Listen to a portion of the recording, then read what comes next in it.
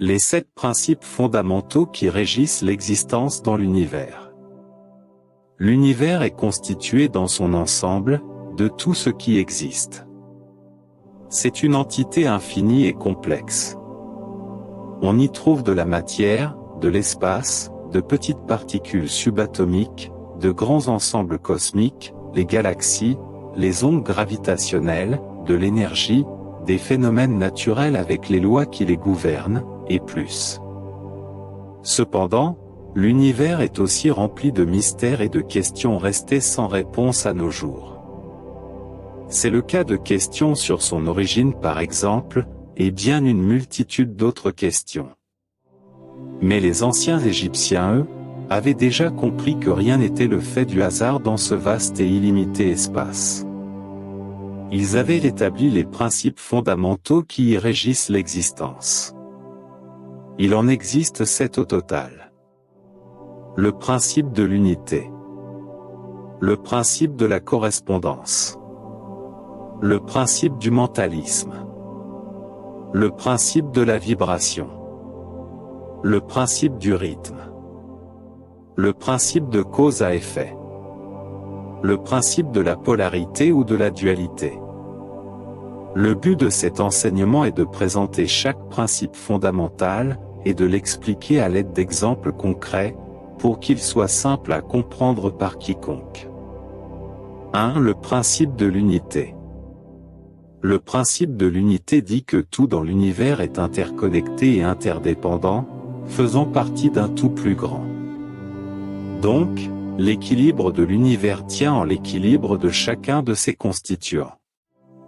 À titre d'exemple, tous les êtres vivants de l'écosystème terrestre sont interconnectés et dépendent les uns des autres pour leur survie.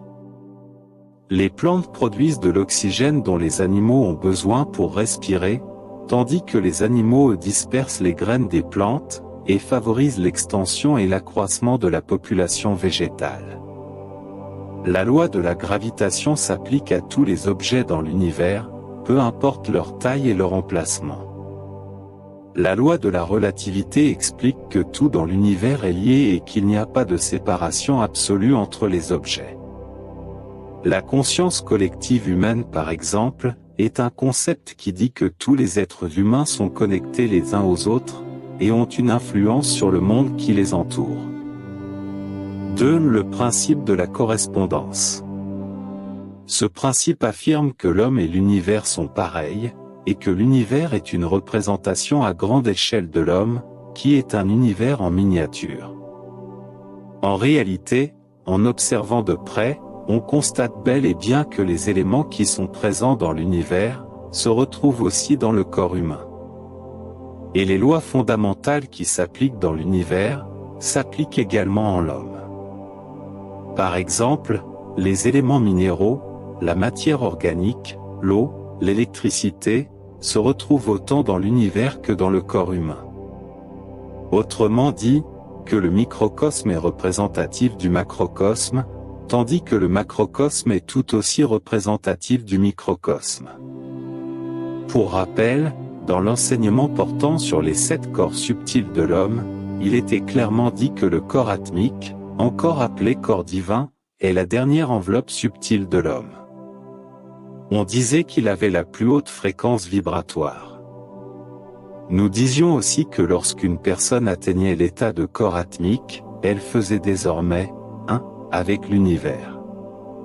C'est-à-dire partie intégrante de la conscience divine. Quelques passages dans la Bible confirment d'ailleurs le principe de correspondance. Dans le livre de Genèse, chapitre 1, versets 26 à 27. Il est écrit que l'homme a été créé à l'image de Dieu. Dieu dit, « Faisons l'homme à notre image, selon notre ressemblance. » Dans Jean chapitre 14, verset 6, Jésus-Christ dit, « Je suis le chemin, la vérité, et la vie. Nul ne vient au Père que par moi. » Ce verset montre clairement la nature spirituelle de Jésus, qu'il est à l'état de corps atmique. Par conséquent il fait un avec Dieu. Il fait partie intégrante de la conscience divine. Dans l'évangile de Matthieu, chapitre 25 verset 45, Jésus dit, « Je vous le dis en vérité, toutes les fois que vous n'avez pas fait ces choses à l'un de ces plus petits, c'est à moi que vous ne les avez pas faites. » Le principe de correspondance est encore bien illustré dans ce verset. Jésus exprime ici que lui, qui fait un, avec Dieu, est présent en tout homme.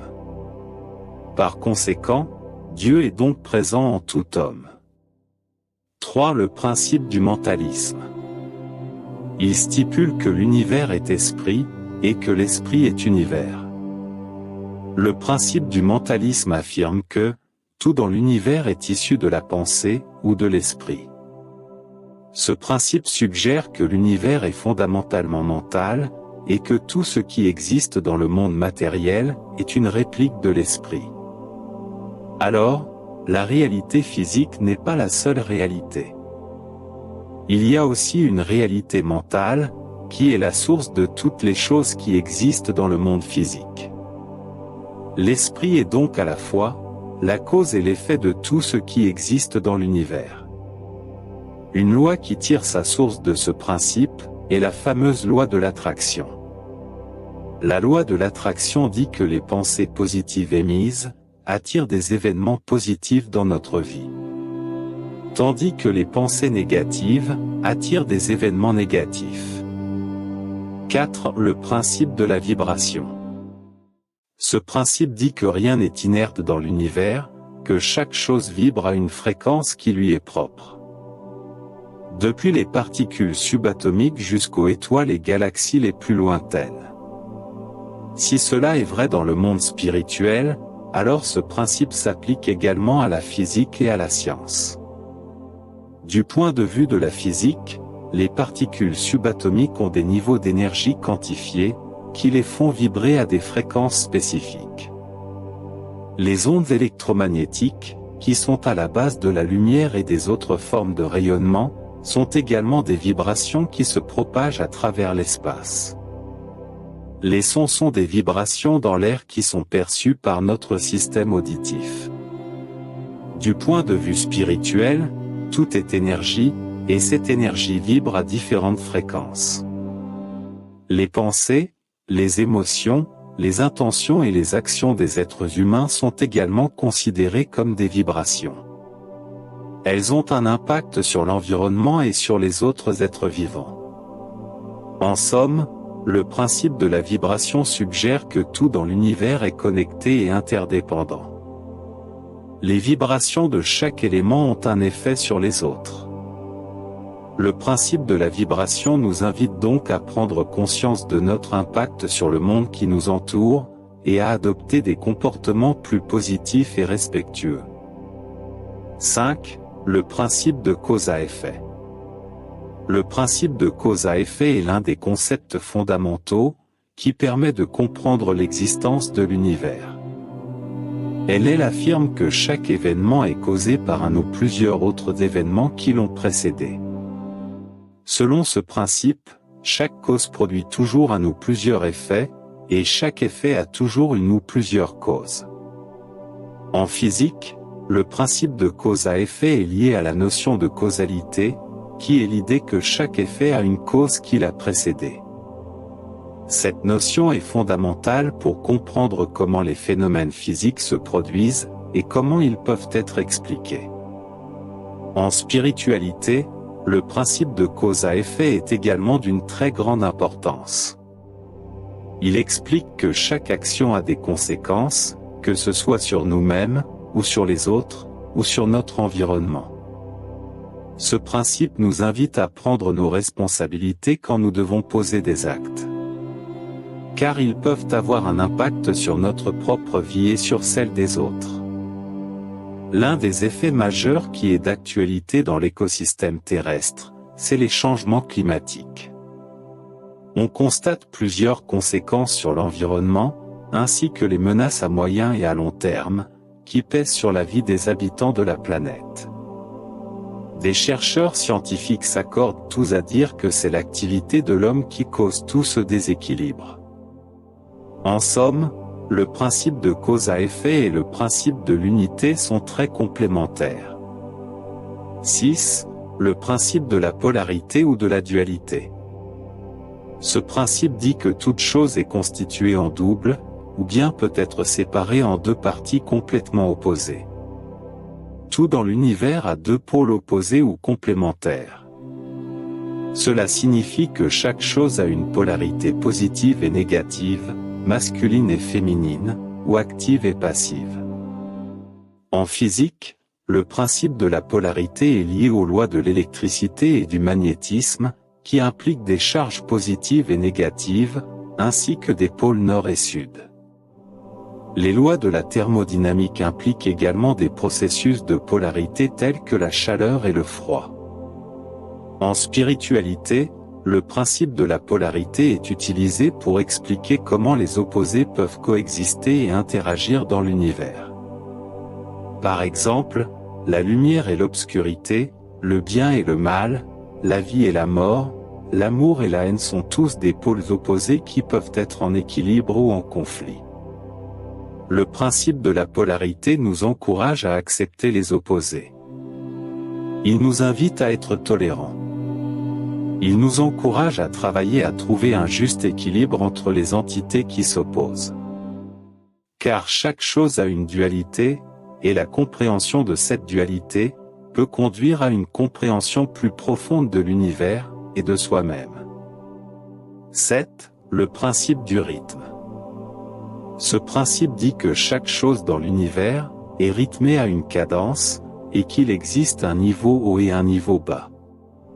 Tout dans l'univers est soumis à des cycles et à des rythmes qui se répètent de manière régulière. Les mouvements des planètes et des étoiles, la succession des saisons dans l'écosystème terrestre, les cycles de la vie et de la mort, tous suivent un rythme. Tout est en constante évolution, passant par des phases de croissance, de maturation et de déclin, avant de recommencer le cycle. Le principe du rythme souligne également que ces cycles, et ces rythmes, sont interconnectés et interdépendants, formant un grand tout harmonieux.